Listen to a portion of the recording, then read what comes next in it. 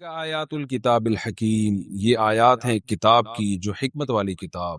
اکان للناسی، کیا ہے لوگوں کے لیے، عجباً تعجب، ان اوحینا، اس بات میں کہ ہم نے وحی کی، الی رجل منہم، انہی میں سے ایک رجل، ایک مرد کی طرف، ایک انسان کی طرف، اور وہی کیا کی، ان انذر الناس، کے لوگوں کو ڈرا، انذر ینذر انذارا، ڈرانا، انذر آرڈر کا صیغہ ہے، اکرم کی طرح، ڈرا لوگوں کو، وبشر الذین آمنوا، اور جو ایمان لائیں ان کو خوشخبری سنا، کس بات کی خوشخبری، ان لہم، کہ بے شک ہے ان ایمان والوں کے لیے، قدم صدق عند ربہم، سچا بدلہ اپنے رب کے پاس۔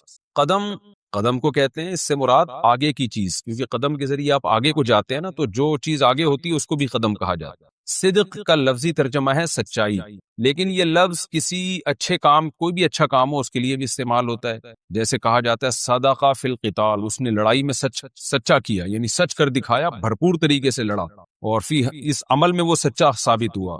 تو کوئی بھی جب اچھا یا سچا یا پختہ ہو اس کو بھی صدق، سچائی سے تعبیر کیا جاتا ہے۔ تو یہاں مراد ہے سچائی کا بدلہ، یعنی جو آگے دیا جائے گا وہ بدلہ ہوگا، اور سچا بدلہ کیا مطلب، پورا بدلہ۔ تو اس لیے قدم صدقین کا مطلب کیا ہوتا ہے، قدم سے مراد بدلہ جو آگے جا کے ملے گا، صدق سے مراد سچا، یعنی پورا بدلہ۔ وبشر الذین آمنوا، اور خوشخبری دے دیجئے ایمان والوں کو، ان لہم قدم صدق عند ربہم، کہ ان کے رب کے پاس ان کے لیے پورا بدلہ ہے۔ قال الکافرون، کافر کہنے لگے، ان ھذا، بے شک یہ محمد صلی اللہ علیہ وسلم، لساحر مبین، ساحر جادوگر کو کہتے ہیں، مبین واضح، کھلے ہوئے جادوگر ہیں یہ، معاذ اللہ۔ ان ربکم اللہ، بے شک تمہارا رب اللہ ہے، الذی خلق السماوات، جس نے آسمانوں کو پیدا کیا، والارض، اور زمین کو، فی ستۃ ایام، 6 دنوں میں، ثم استوى علی العرش، پھر وہ عرش پر مستوی ہو گیا، یدبر الامر، تدبیریں کرتا ہے معاملات کی، جتنے معاملات ہیں ان کی تدبیریں کر رہا ہوتا ہے۔ ما من شفیع، کوئی سفارشی نہیں ہے، الا، مگر، من بعد اذنہ، اس اللہ کی اجازت کے بعد۔ ذالکم اللہ ربکم، یہ ہے اللہ تمہارا رب، فاعبدوہ، اسی کی عبادت کرو، افلا تذکرون، تو تم نصیحت کیوں حاصل نہیں کرتے، الیہ مرجعکم، اسی کی طرف لوٹنا ہے، رجوع کرنا ہے، الیہ جمیعا، تم سب کے سب نے اسی کی طرف لوٹ کر جانا ہے۔ وعد اللہ، یہ اللہ کا وعدہ ہے، حقا، سچا وعدہ، انہ، بے شک وہ، یبدأ الخلق، تخلیق کو پہلی دفعہ پیدا کرتا ہے، مخلوق کو، خلق کا معنی مخلوق، اور بدأ یبدأ، ابتدا کرنا، ابتدا کا لفظ بھی اسی سے نکلا ہے، ابتدا، باب افتعال میں جب چلے جائیں گے تو ابتدا بن جائے گا، ورنہ بدأ یبدأ، بے شک وہ پہلی مرتبہ خلق کو پیدا کرتا ہے، ثم، پھر اس کے بعد، یعیدہ، وہی اس خلق کا اعادہ بھی کرے گا، اعاد یعید اعادۃ، لوٹانا، کیوں اعادہ کرے گا، لیجزی الذین آمنوا، تاکہ وہ ایمان والوں کو بدلہ دے، وعملوا الصالحات، اور ان لوگوں کو جنہوں نے نیک اعمال کیے ان کو بدلہ دے، بالقسط، انصاف کے ساتھ، والذین کفروا، اور جو کافر ہوں گے، جو انکار کریں گے، لہم شراب، ان کے لیے مشروب ہے، پانی ہے، پینے کی چیز ہے، من حمیم، کھولتا ہوا، حمیم گرم تیز کھولتی ہوئی چیز کو کہا جاتا ہے، گرم کھولتی ہوئی چیزوں سے مشروب ہے ان کے لیے، وعذاب علیم، اور دردناک عذاب ہے، بما کانوا یکفرون، اس لیے کہ یہ کفر کیا کرتے تھے، انکار کیا کرتے تھے۔ هو الذی جعل الشمس ضیاء، اللہ وہ ذات ہے جس نے سورج کو ضیاء، روشنی بنایا، والقمر نورا، اور چاند کو نور بنایا اس نے، وقدرہ، اور ٹھہرا دی اس چاند کی، منازل، منزلیں کا مطلب اس نے، یعنی ایک دن میں کتنا سفر کرنا ہے اس کو منزل سے تعبیر کیا گیا، یہ 1 گھنٹے میں کتنا سفر کرنا ہے، یعنی ہر چیز کو کیلکولیشن کر کے اس نے ایک ترتیب سے چلا دیا، منازل کا یہ مطلب ہے۔ منزل اصل میں کہتے ہیں جب آپ سفر کرتے ہو نا، تو آپ جہاں اسٹے کرتے ہو تو آپ کو پتا ہوتا ہے کہ میں اتنے کلومیٹر کے بعد اسٹے کروں گا، پھر اتنے کلومیٹر، ایک چیز کا پہلے سے اندازہ لگایا ہوا ہوتا ہے۔ تو چاند اسٹے نہیں کرتا کہ ایک اسٹیشن پہ رک جائے پھر دوسرے اسٹیشن میں، بلکہ مطلب یہ ہے کہ اس کی بھی منزلیں طے ہیں کہ ایک دن میں کتنا سفر کرنا ہے، 1 گھنٹے میں کتنا سفر کرنا ہے، اس کو منزلوں سے تعبیر کیا گیا۔ وقدرہ منازل، اور اس نے اس چاند کی منزلیں طے کر دی، لتعلموا، تاکہ تم جانو، عدد السنین، سن سال کو کہتے ہیں، سالوں کا حساب، سالوں کے تعداد جانو، والحساب، اور حساب و کتاب جانا کرو، ما خلق اللہ ذالک، نہیں پیدا کیا اللہ نے یہ سب کچھ، الا بالحق، مگر حق کے ساتھ۔ تفسیر میں اس کی ڈیٹیل آئے گی انشاءاللہ۔ یفصل الآیات، وہ اپنی آیات کو کھول کھول کے بیان کرتا ہے، لقوم یعلمون، ان لوگوں کے لیے جو جانتے ہیں۔ ان فی اختلاف اللیل والنہار، بے شک دن اور رات کے اختلاف میں، عدلنے بدلنے میں، آنے جانے میں، وما خلق اللہ، اور ان چیزوں میں جو اللہ نے پیدا کی ہیں، فی السماوات والارض، آسمانوں میں اور زمین میں، لآیات، بڑی بڑی نشانیاں ہیں، لقوم، ان لوگوں کے لیے، یتقون، جو اللہ سے ڈرتے ہیں۔ ان الذین لا یرجون لقاءنا، بے شک وہ لوگ جو امیدیں نہیں لگاتے ہماری ملاقات کی ان کو امید ہی نہیں ہے، وہ سمجھ رہے ہیں مر کے مٹی ہو کے ختم ہو جائیں گے۔ ورضوا، اور راضی ہو گئے، بالحیات الدنیا، دنیاوی زندگی پر، اسی پر مطمئن ہو کے بیٹھ گئے ہیں۔ وطمئنوا بها، اور اطمینان ہو گیا ان کو دنیاوی زندگی پر۔ اطمئنوا اصل میں تھا اطمئننوا، اطمینان سے نکلا یہ، تو اسی پر مطمئن ہو گئے دنیا کی زندگی پر، بس یہی چاہیے ہمیں اور کچھ نہیں چاہیے۔ والذین، اور وہ لوگ، ہم عن آیاتنا غافلون، جو ہماری آیات سے غافل ہیں۔ اولئک مأواہم جہنم، یہ وہ لوگ ہیں جن کا ٹھکانہ، مأواہم النار، ٹھکانہ آگ ہے، بما کانوا یکسبون، ان اعمال کی وجہ سے جو یہ دنیا میں کیا کرتے تھے۔ ان الذین آمنوا، بے شک وہ لوگ جو ایمان لائے، وعملوا الصالحات، اور نیک اعمال کیے، یہدیہم ربہم، ان کا رب ان کو رہنمائی کرے گا، ان کو چلائے گا سیدھے راستے پر، بی ایمانہم، ان کے ایمان کی برکت سے، تجری، ایسے راستے پہ چلائے گا جس کا اینڈ کیا ہوگا، تجری من تحتہم الانہار، ان کے نیچے سے نہریں بہتی ہوں گی، فی جنات النعیم، نعمت کے باغات میں ہوں گے، عیش کے باغات میں ہوں گے یہ۔ دعواہم فیہا، اس جنت میں ان کا دعویٰ کیا ہوگا، یعنی ان کی بات کیا ہوگی، سبحانک اللہم، اے اللہ تو ہر عیب سے پاک ہے، وتحیتہم، اور ان کی ملاقات کے وقت کیا بات ہوگی، تحیہ کہتے ہیں، یہ میں کئی بار آپ کو بتا چکا ہوں پہلے بھی، حی یا یحیی حیاتن کا معنی ہوتا ہے زندہ ہونا، حی یا یحییٰ پڑھا جاتا ہے، اور حیا یحیی تحییتن کا معنی زندہ کرنا، باب تفعیل میں جب یہ جائے گا تو حیا یحیی کا معنی زندہ کرنا اور زندگی کی دعا دینا بھی آتا ہے۔ تو جب بھی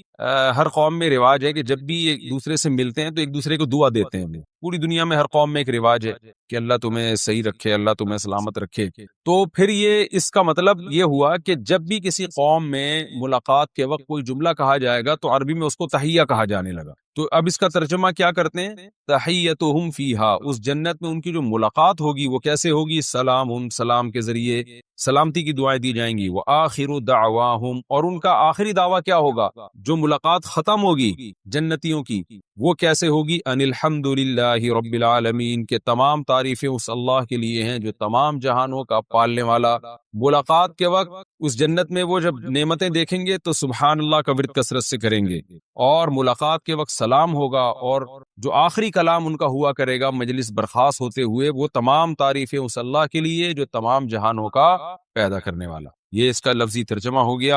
اب ہم انشاءاللہ اس کی تفسیر کی طرف چلتے ہیں۔ سورہ یونس جو ہے یہ مکی صورتوں میں سے، اس سے پہلے جو ہم نے سورہ توبہ پڑھی ہے نا، وہ تو بالکل اینڈ میں نازل ہوئی ہے، نبی صلی اللہ علیہ وسلم کی وفات سے کچھ وقت پہلے، اور یہ جو سورہ یونس ہے یہ بالکل ابتدائی صورتوں میں سے ہے، مکہ میں ہجرت سے پہلے نازل ہوئی ہے۔ دونوں کے مضامین میں بڑا فرق ہے۔ جو مکہ والی صورتیں ہیں ان میں عقیدے پر بحث زیادہ ہے، کانسیپٹ کلیئر کیے جا رہے ہیں، جو اسلام کے بیسک عقائد ہیں وہ دماغ میں اتارے جا رہے ہیں، اور جو مدینہ کی صورتیں ہیں ان میں ان کا پریکٹیکلی نفاذ ہو رہا ہے کہ اب تم نے عمل کیا کرنا ہے۔ تو اس لیے جو مکی صورتیں ہیں ان میں اعمال کی زیادہ بحث نہیں، عقیدے کی زیادہ بحث ہے۔ یہاں بھی اسلام نے قرآن نے اسلام کے بیسک اور بنیادی عقائد بیان کیے۔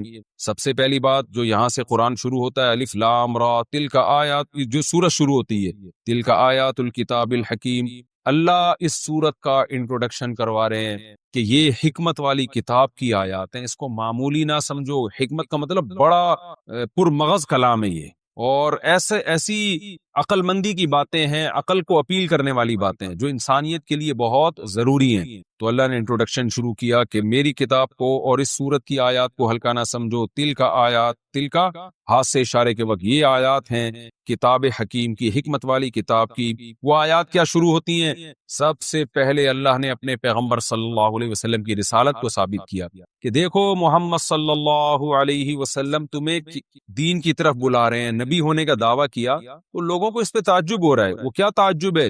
اکان للناس عجبا، کیا لوگوں کو اس بات پہ عجب ہے، تعجب ہے، ان اوحینا الی رجل منہم، کہ ہم نے انہی میں سے ایک مرد کا انتخاب کر کے، ایک انسان کا انتخاب کر کے اس پر وحی نازل کرنا شروع کر دی.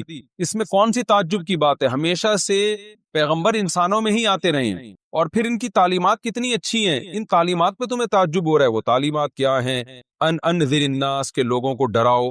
کن لوگوں کو؟ برے لوگوں کو ڈراؤ جو برائی کرتے ہیں، ظلم کرتے ہیں، بیٹیوں کو زندہ دفن کرتے ہیں، شرک کرتے ہیں. وبشر الذین آمنوا، اور جو آپ کی باتوں پہ ایمان لائیں ان کو خوشخبری سناؤ اور ان کو بتاؤ ان لہم قدم صدق عند ربہم، کہ تمہارے رب کے پاس تمہارے عمل کا بہترین بدلہ ہے.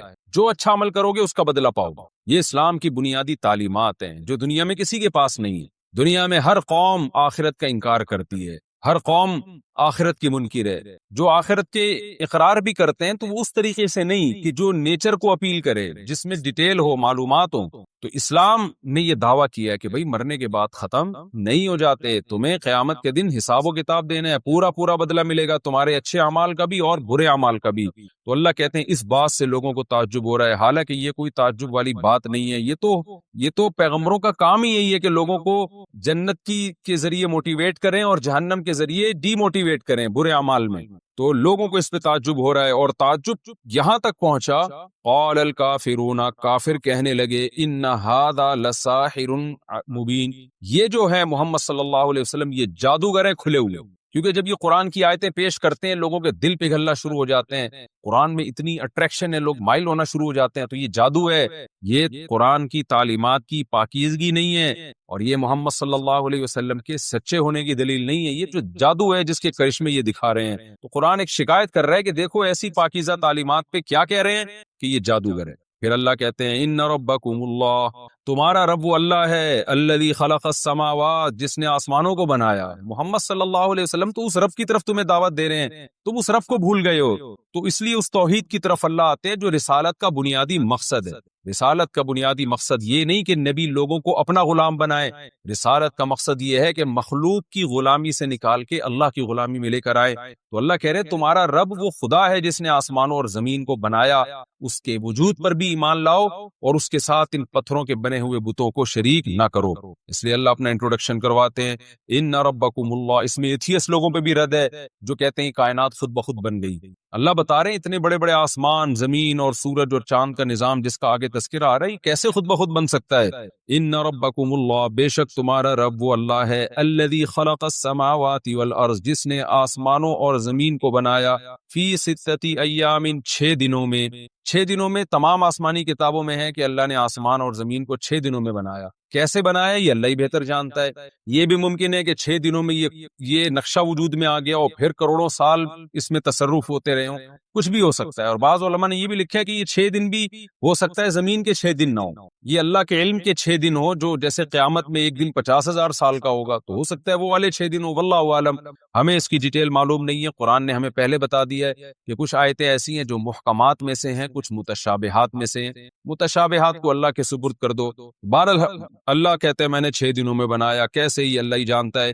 ثم استوى علی العرش، پھر وہ عرش پر مستوی ہوا، کما ہوا لائق بشانہ، جیسے کہ اس کی شان ہے. اس کی تفصیل بھی ہمیں معلوم نہیں ہے. یدبر الامر، وہ تمام معاملات کی تدبیریں کرتا ہے. ما من شفیع الا من بعد اذنی، کوئی سفارشی نہیں ہے مگر اللہ کی پرمیشن کے ساتھ. مشرکین مکہ یہ کہتے تھے کہ ہم اپنی مرضی کی زندگی گزاریں گے، اور جن بتوں کو ہم پوج رہے ہیں یہ بڑے بڑے بزرگوں کی مورتیاں ہیں. قیامت کے دن اگر قیامت واقع ہوئی اور جنت جہنم ہوا، جنت جہنم کا تصور صحیح ہوا، تو یہ بڑے بڑے بت جو ہے جن پیروں کے نام پر ہیں وہ پیر ہمیں بخشوا دیں گے اللہ سے. تو اللہ نے کہا کہ کوئی اللہ کے ہاں سفارش نہیں کر سکتا مگر اللہ کی اجازت کے ساتھ. اللہ اجازت دے گا تو سفارش ہوگی، اور اللہ اجازت کن کو دے گا، کس کے لیے دے گا، یہ دوسرے مقام پہ اللہ نے بتا. گڑبڑیں بھی خاندانی ہوتی ہیں بعض دفعہ، بہت اعلیٰ نسل کی گڑبڑیں. ایک بہت بڑی بدماشی گھروں میں یہ ہوتی ہے کہ بڑا بھائی اپنے باپ سے تمیز سے بات نہیں کرتا، لیکن جب چھوٹا اپنے بڑے بھائی سے بدتمیزی کرے تو بڑے بھائی کو بہت زیادہ غصہ آتا ہے. یہ بھی مارکیٹ میں ہول سیل کے حساب سے ہو رہا ہے. بڑے بھائی چھوٹے کو پتا ہے کہ میرے ابا جب میرے بڑے بھائی سے انکوائری کریں کہ کہاں سے آ رہا ہے تو بھائی کی پیشانی پہ کیا آتی ہیں؟ لکیریں. اس سے اس کے دل میں بھائی کی عظمت، بڑے بھائی کی عظمت ختم. پھر اب آپ یہ توقع کریں گے کہ چھوٹا بھائی بڑے کا احترام کرے، مارکیٹ میں ایسا نہیں ہوتا. یہ دماغ سے نکال دو. بڑے کو چاہیے، جو گھر میں سب سے بڑا ہے نا، اگر آپ میں کوئی ہے تو اپنے بڑوں کے سامنے بچ جاؤ بالکل، چھوٹوں کو دکھانے کے لیے. سمجھ رہے ہو کہ یار ابا غلط بھی کہہ رہے ہیں تو میں مانوں گا، اس لیے نہیں کہ غلط ہے صحیح ہے، بھائی ابا ہیں. دیکھو صحیح بات تو چھوٹے کی بھی مانی جاتی ہے نا. ابا کی ڈیفینیشن یہ ہے کہ وہ غلط بات بھی کریں تو کیا کر لو، ابا ہونے کی وجہ سے کیا کر لو، بولو نا، مان لو، تاکہ پتہ چلے کہ یہ دوست نہیں ہے بلکہ کیا ہے، یہ ابا ہیں. اما غلط بات بھی کریں تو بڑے کو چاہیے کیا کر لیں، اچھا اما ٹھیک ہے، چلو مان لیتا ہوں، صحیح ہے. تو چھوٹے کے دل میں یہ ہوگا کہ ہمارے خاندان کی ایک پرمپرا یہی ہے کہ چھوٹے کیا کرتے ہیں، بڑوں کا احترام کرتے ہیں، تو وہ آپ کا بھی احترام کرے گا. تبھی تو میں لوگوں سے کہتا ہوں جلدی شادی کر کے جلدی بچے پیدا کیا کرو. اس کا فائدہ یہ ہوگا کہ آپ اپنے بچے جوان ہو چکے ہوں گے اور آپ اپنے ماں باپ کی ان بچوں کے سامنے خدمت کر کے دکھاؤ گے ان کو. سمجھ رہے ہو؟ پہلے ایسا ہوتا تھا کہ آپ کے والدین آپ کی موجودگی میں آپ کے دادا دادی نانا نانی کی خدمت کرتے تھے، ان کی کڑوی کسیلی برداشت کرتے تھے، ان کے آرام کا خیال کرتے تھے، جس سے آپ کے بچوں کو یہ ذہن بنتا تھا کہ بھائی ماں باپ کو ایسے پالا جاتا ہے. سمجھ رہے ہو؟ ماں باپ کو تو وہ ذہنی طور پر تیار ہوتے تھے کہ ہمیں بھی اپنے ابا کو بڑھاپے میں ایسے ہی پالنا ہے. اب شادیاں اتنی دیر سے ہوتی ہیں کہ دادا بننے سے پہلے آپ کا انا للہ ہو چکا ہوتا ہے، اور آپ اپنے بچوں کے سامنے اپنے ماں باپ کی خدمت کے قابل رہتے. بچوں نے بہت تھوڑا ٹائم دیکھا ہوتا ہے، اس میں وہ اتنا سیکھتے نہیں ہیں. ہم نے اپنے خاندانوں میں دیکھا ہے اپنے بڑوں کو نا، اپنے والدین کی بے تحاشا خدمت کرتے ہوئے دیکھا ہے ہم نے کہ ان کی کڑوی تھپڑ برداشت کر رہے ہیں. باپ نے جو ہے نا بھری محفل میں بیٹے کے چانٹا مار دیا کھینچ کے تھپڑ، بیٹا ایک لفظ نہیں کہہ رہا، تو بیٹے کو یہ احساس ہوگا نا کہ میرا ابا اپنے باپ کا ایسا احترام کرتا ہے تو مجھے بھی اپنے باپ کا ایسا ہی احترام کرنا. انہوں نے دیکھا ہی نہیں ہوتا کہ ماں باپ کی خدمت ہوتی کیا ہے، کتابوں سے تھوڑی پتہ چلتا ہے. اگر ہر چیز انسان کتابوں سے سیکھتا تو قرآن کہتا کہ نبی کتاب دے کے چلے جائیں، بس آپ کا کام پورا. قرآن کہہ رہا ہے وَيُعَلِّمُهُمُ الْكِتَابَ، نبی کتاب سکھائیں گے، عمل کر کے دکھائیں گے، ایسے چلنا ہے. اس پر سمجھ میں نہیں آ رہی، میرا خیال ہے بات بہت مشکل ہے. عمل کر کے دکھانا پڑے گا. سخاوت پہ 100 بیانات کر لیں، بچے سخی نہیں بنیں گے. بچے سخی اس وقت بنیں گے جب باپ کو پیسہ لٹاتے ہوئے دیکھیں گے. وہ نہیں آ رہی یار، رہنے دو، ختم کرو بیان. آپ اپنے بچوں کو بٹھا کے سمجھاؤ کہ دیکھو بیٹا میں مر گیا، تو بیٹوں کو سمجھا رہے ہوتے نا میری بیٹیوں کا خیال کرنا، سمجھا رہے ہوتے ہو نا، یہ سمجھانے کی چندہ ضرورت نہیں ہے. آپ بچوں کے سامنے ان کی پھپھو کا خیال کرنا شروع کر دو. سناؤ بچوں کو تمہاری پھپھو بیمار ہے یار، تم نے بتایا بھی نہیں. مجھے یاد ہے میرے ایک استاذ تھے کیا ہیں، اللہ ان کی عمر میں برکت دے. ہم تو کالج سے نکل کے آئے نا مدرسے میں، ہم بھی ہمارے گھر میں بھی اپنے والد کا بڑا احترام تھا الحمدللہ، ہمارا خاندان میں رواج تھا، لیکن اتنا نہیں جتنا ہم نے علماء کے ہاں دیکھا، وہ تو بہت ہی زیادہ تھا. وہاں سے میں نے احترام سیکھا. حالانکہ ابا کے احترام پہ بیانات ہم نے ابا سے بھی بہت سنے ہوئے تھے ٹھیک ہے نا، اور اس کے علاوہ بھی بہشتی زیور پڑھی ہوئی کتاب بہت کچھ، لیکن نہیں تھا ہمیں.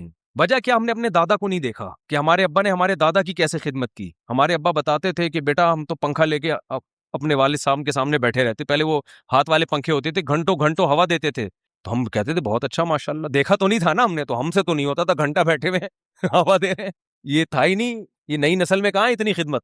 ہم جب مدرسے گئے تو مجھے یاد ہے کہ ہمارے جو میرے پیر و مرشد بھی ہیں جن سے میں بیعت بھی ہوں، ان کے والد بالکل گنوار دیہاتی نا، بالکل بھی پڑھے لکھے نہیں. وہ آئے ہوئے تھے وہیں رہنے کے لیے نا، تو وہیں مدرسے میں تھے وہ. تو ہم لوگ کہیں بیٹھے ہوئے مطالعہ کر رہے ہیں تو وہ ان کے والد صاحب آئے اور ایسے ہی کارپیٹ پہ لیٹ گئے اور سو گئے. ہم نے کہا ٹھیک ہے بھائی، آرام کا دل چاہ رہا ہوگا. تو میں نے دیکھا ہمارے جو استاذ ہیں نا، جن کے وہ والد صاحب بغیر تکیے کے ایسے ہی لیٹے لیٹے سو گئے.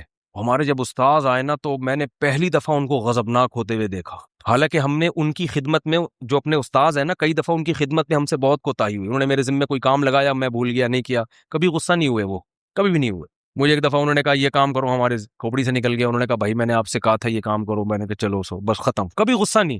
لیکن جب انہوں نے دیکھا نا میرے والد صاحب بغیر تکیے کے سو رہے ہیں اور یہ میرے شاگرد یہاں مستنڈوں کی طرح بیٹھے ہوئے، اتنا غضبناک ہوئے کہ یار آپ کو میرے باپ کا خیال نہیں ہے، اتنا نہیں کر سکتے کہ اٹھ کے تکیہ لا. اتنا غضبناک ہوئے. اس وقت یہ چیز میرے دماغ میں انسٹال ہو گئی کہ یار باپ کا احترام بولو. ہم نے کہا کبھی اپنی خدمت کی کوتاہی پر یہ ایسے غضبناک نہیں ہوئے، بلکہ اکثر تو اپنا کام خود ہی کر رہے ہوتے ہیں. اور باپ بھی کوئی عالم نہیں ہے، بالکل گنوار دیہاتی، اور یہ اتنے بڑے عالم مفتی، لیکن ان کو غصہ آیا. اس کے بعد ہمیں خیال ہوا کہ یار ہم نے تو اپنے ابا کو اتنی لفٹ، تکیے کا تو ہم خیر پوچھتے تھے، جوتے ووتے اٹھانے کا ہمارے یہاں رواج نہیں ہے، آج بھی نہیں ہے لوگوں میں رواج. ہمیں خیال، اچھا وہ اپنے والد صاحب جہاں جا رہے ہیں ان کی چپل اٹھا کے آگے جا رہے ہیں. ہم نے کہا یار ہم نے تو اپنے ابا کی چپلوں کو کبھی ہاتھ بھی نہیں لگایا. تو مجھے یاد ہے کہ میں جب گھر آیا نا، اس جمعرات کو ہماری چھٹی ہوتی تھی، تو انہوں نے ہمیں ماں باپ کے حقوق بتائے نہیں، نہ سکھائے، کچھ بھی نہیں، کر کے دکھایا کہ یار یعنی باپ کی توہین برداشت نہیں ہو سکتی۔ مجھے یاد ہے کہ میں جمعرات کو گھر آتا تھا، میں مغرب کے بعد پہنچتا تھا تو میں تھوڑا سستانے کے لیے نا لیٹ جاتا تھا، تو میں ایک کمرے میں لیٹا ہوا تھا دور، ہمارا گھر بھی ماشاءاللہ بڑا تھا، تو گیٹ بجنے کی آواز آئی، مجھے آیا کہ میرے والد صاحب گیٹ سے گھر میں داخل ہو رہے ہیں، تو مجھے خیال ہوا کہ یار اب چپل اٹھاؤں گا تو ابا کہیں گے وہ زیادہ ہی فری ہو رہا ہے اچانک پتہ نہیں کیا ہو گیا، آہستہ آہستہ چپلوں تک بھی پہنچیں گے، فی الحال کم از کم ابا کے احترام میں پہلے سے اٹھ کے بیٹھ جاؤ، ایسا نا ابا آئے اور ہم کیا ہوں لیٹے ہوئے ہوں۔ تو مجھے یاد ہے میں پہلے سے اٹھ کے کھڑا ہو گیا کہ یار والد صاحب جب آئیں تو میں بیٹھا ہوا بھی نہ ہوں بلکہ، اور میں بڑھ کے سلام کروں گا، اور اگلے ہی ہفتے ہمارے والد صاحب کا انتقال ہو گیا، اللہ ان کی مغفرت فرمائے۔ تو میں نے کہا چلو زندگی میں ایک دفعہ تو اس احترام کا اللہ نے موقع دے دیا جو ہم نے اپنی آنکھوں سے، ورنہ ہمارے یہاں یہ رواج اتنا بھی نہیں تھا کہ ابا آئے اور ٹانگیں پھیلا کے یوں پڑے ہوئے ہیں، اتنے بدتمیز بھی نہیں تھے، لیکن اتنا بھی نہیں تھا کہ ابا بھی گیٹ سے داخل ہوں اور ہم احتراماً پہلے سے کھڑے ہو کر استقبال کریں۔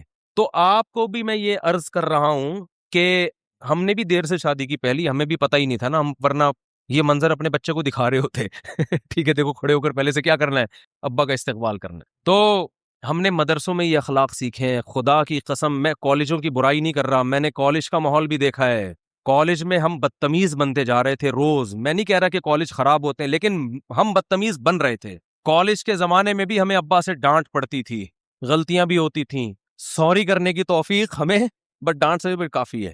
مدرسے میں جانے کے بعد کبھی والد صاحب کی طرف سے ڈانٹ پڑی، غلط بھی پڑی، ہمیں پتہ ہے ہم ڈانٹ بنتی نہیں ہے، لیکن سوری کرنا ہم نے الحمدللہ سیکھ لیا تھا کہ اپنی غلطی نہیں بھی ہو تو ابا سے کیا کرنی ہے، سوری کرنی۔ اور ماں باپ کو یہ عمل اتنا پسند آتا ہے کہ آپ کی سوچ ہوگی کہ آپ کی غلطی نہیں بھی ہے پھر بھی آپ کیا کر لیں، وہ ایسی دل سے دعائیں نکلتی ہیں نا ان کی کہ آپ کی سوچ ہوگی، ایسی دعائیں نکلتی ہیں۔ تو خیر پتہ نہیں کہاں سے کہاں بات چلی گئی، کیا کہہ رہا تھا میں؟ احترام۔ تو احترام تو وہ تو ایک الگ بات آ گئی نا، تو وہ استاذ غضبناک ہوئے، تو وہ واقعہ آیا کہاں سے یہاں پہ؟ ہاں میں یس کر رہا تھا پریکٹیکل کر کے دکھانا پڑتا۔ تو آپ اگر اپنے بچوں کو سخی بنانا چاہتے ہو نا، ان کو گلک لے کے مت دو، جو گلک ہوتے ہیں نا اس سے بچہ مال جمع کرنا سیکھے گا، بولو بیٹا تم تو عجیب آدمی ہو، تمہارا باپ زندہ ہے، تم یہ پیسے تمہیں کچھ ضرورت ہو تو بتا دینا ہم کو، یہ کیا پیسے جمع کر رہے ہو، خرچ کرو خرچ، سمجھ رہے ہو؟ اور اگر جمع کرنا ہی ہے صدقہ باکس بناؤ، کیا بناؤ؟ صدقے کے پیسے۔ تو بچوں کو بچپن سے صدقہ کرنا سکھائیں، ان کے سامنے اپنی بہنوں کو ہدیے نذرانے بولو، ان کو دکھا دکھا کے بھی بھیجا کریں تاکہ وہ سیکھیں آپ سے۔ قرآن کہہ رہے ہمارے جو نیک بندے ہیں چھپا کے بھی صدقہ کرتے ہیں اور علانیتاً بھی صدقہ کرتے ہیں، اور بالکل بے لوث ہو کے بہن بھائیوں پہ خرچ کیا کرو، اس سے آؤٹ پٹ نہ مانگو کہ یار میں جب خرچ کروں گا تو آگے سے پھر مجھ سے تمیز سے، وہ نہیں تمیز، وہ جیسی ان کی تمیز ہے نا وہ ویسی کی ویسی رہے گی، یا آپ امیدیں مت لگاؤ کہ ہم جناب وہ کریں گے تو پھر آگے وہ بھائی ہم تو دے کے نیکی کر دریا میں ڈال، تمیز اللہ ان کو خود ہی سکھا دے گا انشاءاللہ آہستہ آہستہ، آپ نے اس کا ریٹرن نہیں مانگنا ان سے، سمجھتے ہو؟ تو اللہ کی غلامی میں خدا کی قسم بہت مزہ ہے۔ انسان باپ کا حق بھی کس کے لیے ادا کر رہا ہے؟ اللہ کے لیے۔ ماں کا حق بھی، بیوی کا بھی، بچوں کا بھی۔ ایک آدمی مجھے کہنے لگا یار میں مرنے والا ہوں، تو یعنی عمر میری زیادہ ہو گئی تو میں سوچ رہا ہوں میری بیوی کے نام مکان کر کے مر جاؤں، پتہ نہیں بیچاری روڈ پہ ہی نہ آ جائے کہیں، لیکن مجھے ڈر ہے میں نے دے دیا تو آنکھیں ہی سر پہ نہ رکھ لے ہے بھائی۔ تو میں نے کہا کیا کر لے گی زیادہ زیادہ؟ کہہ رہے ہیں گھر سے نکال دے گی۔ میں نے کہا اتنا پیسہ ہے کہیں اور چلے جاؤ؟ کہہ رہے ہیں ہاں چلا جاؤں گا۔ میں نے کہا دے دو یار، زیادہ زیادہ نکال دے گی نا گھر سے، اسی حال میں مر گئے وہ تو بیچاری کے کوئی پوچھنے والا ہے نہیں، تو اللہ اجر دے دے گا قیامت کے دن۔ یا تو تمہارے پاس کوئی دوسری رہنے کی جگہ نہ ہوتی پھر تم نکالتے، تم کہتے لو بھائی ہم کس پہ آ گئے؟ روڈ پہ۔ تمہارے کو اللہ نے اتنے وسائل دیے ہیں، کہیں اور چلے جانا، مسجد میں آ جانا، ادھر سو جانا، یہاں پہ گارڈ کا کمرہ ہے ہمارا، اس میں صرف کھٹمل کا پرابلم ہے، باقی کوئی پرابلم اس میں، لیکن وہ بھی کارپیٹ نکالا ہے تو سنا ہے کہ کھٹمل ختم ہو گئے اس۔ تو میں نے کہا لائف کو انجوائے کرو، اب دے دو بیچاری کو یار۔ ہاں جوانی میں تھوڑا منع کرتا ہوں کہ ابھی افورڈ نہیں کر سکے گا نا آدمی، ایک دم سے دے دیا پھر وہ آنکھیں یہاں رکھ لیا، آپ کو گھر سے باہر نکال دیا، لیکن اگر اللہ نے وسائل دیے ہیں دے دو یار، اگر اللہ نے اتنے وسائل دیے ہیں دے دو۔ زیادہ زیادہ یہ ہوگا کہ تمہیں گھر سے نکال دے گی تو تمہارے پاس اور وسائل ہیں رہنے کے، وہاں رہ لو، لیکن اس کے پاس ایک ٹھکانہ اور نہیں نکالے گی تو سبحان اللہ پھر تو اور اچھا ہے، اور خراب بھی ہو گئی تو تم نے ایک ذمہ داری کیا کر لی، تم اللہ کے لیے حقوق ادا کر رہے ہو نا، تو قیامت میں اس کا اجر تو ملے گا نا۔ تم نے جو نکاح کیا تھا تو عورت کی پوری زندگی کی ذمہ داری اپنے سر پہ لی تھی کہ نہیں لی تھی؟ تم قیامت میں اللہ سے کہہ سکتے ہو اللہ میں نے اس وعدے کو موت تک نبھایا ہے، کیا خاندانی اسٹائل ہوگا جب انسان اللہ کے سامنے کھڑا ہوگا، اے اللہ میرے ذمے کسی کا حق نہیں ہے، میں نے بچوں کے حقوق بھی، بیوی کے بھی، ماں باپ کے بھی ادا کیے، اب انہوں نے اگر میرا حق نہیں دیا تو یہ میرا ہیڈک نہیں ہے، یہ کس کا ہیڈک ہے؟ بولو ان کا۔ حدیث میں آتا ہے، بس ایک حدیث سنا کے بیان ختم کرتا ہوں۔ ایک صحابی نے کہا یا رسول اللہ میں اپنے بھائی سے اچھا سلوک کرتا ہوں مگر وہ پھر بھی بد کلامی کرتا ہے، تو آپ نے فرمایا اگر تم سچ کہہ رہے ہو تو حدیث کا مفہوم ہے تم تو جنت کما رہے ہو صلہ رحمی کر کے، اور وہ اپنے لیے جہنم کی آگ کے ٹکڑے جمع کر رہا ہے، تو ایسی عورت کو اللہ خود ہی انتقام لے لے گا اس سے۔ تو اس لیے اللہ کے لیے دوسروں کے حقوق ادا کریں، اس میں بالکل بے لوث ہو کے، سمجھ رہے ہو؟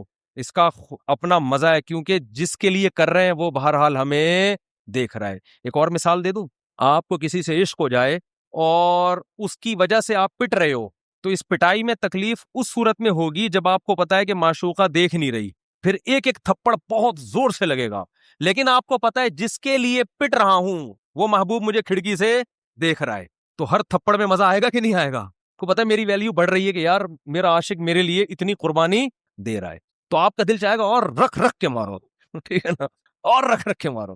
تو جب انسان کو اللہ سے محبت ہوتی ہے تو وہ اس کے لیے سب کچھ کر رہا ہے، آگے سے آزمائشیں آ رہی ہیں تو وہ کہتا ہے یار جس کے لیے کر رہے ہیں وہ ان آزمائشوں کو دیکھ رہا ہے، تو اس میں بھی ایک لذت رکھی ہے اللہ نے۔ اور اگر اللہ کو درمیان سے نکال دو گے تو بھائی مخلوق بڑی ٹیڑھی ہے، صحیح بتا دو یہ مخلوق کیا ہے، یہ بڑی ٹیڑھی آڑی ترشی ہے، اس کے لیے دن رات کرتے رہو، انہوں نے کیڑے ہی نکالنے ہیں۔ ابھی وہ جیسے وہ سیاسی لیڈر ایک دوسرے کے کیڑے نکالتے رہتے ہیں نا، ایک وزیر اعظم کا اچھا بیان ہوگا اس میں کیڑا نکالنا ہے، برا بیان تو ویسے ہی کیڑا ہی ہے، وہ تو بیان ہی کیڑا ہے ٹھیک ہے نا۔ اب وزیر اعظم نے کچھ غلط باتیں بھی کی ہیں، ہم اس کو نہیں اپریشیٹ کرتے بھائی، وہ تو غلط ہے، اور کچھ اچھی باتیں بھی کی ہیں، تو غلط کو غلط کہو لیکن اچھے کو اچھا کہو، لیکن جو مخالفین ہوں گے اچھے کو بھی غلط اور غلط کو تو ویسے ہی غلط، اور اپنے لیڈر کی غلط کو بھی صحیح اور صحیح کو تو ویسے ہی صحیح۔ تو یہ مخلوق یہی چل رہی ہے مارکیٹ میں، اس لیے الو کس سیدھا کرنا ہے، کس کے سامنے صحیح بن کے رہنا ہے، اللہ کے ساتھ، اس میں مزہ ہے۔